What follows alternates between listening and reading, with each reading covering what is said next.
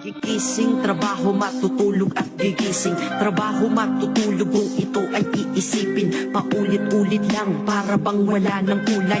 Palaging ganito, ano ang punto ng iyong buhay? Sa sweldo, babayad, sa sweldo, babayad.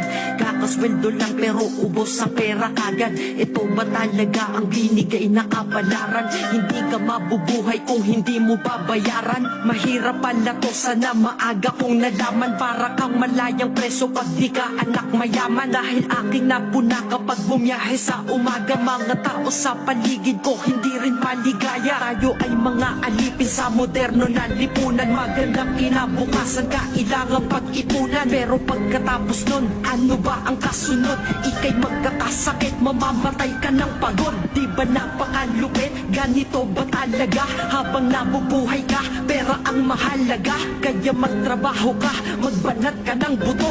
Yan ang salitang maririnig mo sa buong mundo. Dahil libre lang mangarap, pero mahal mabuhay. Pero kapag kayakap, iyong mahal sa buhay. Para bang lahat ng pagod ay mayroong katuturan. Yan ang sweldo kong sapat at walang katumbas yan.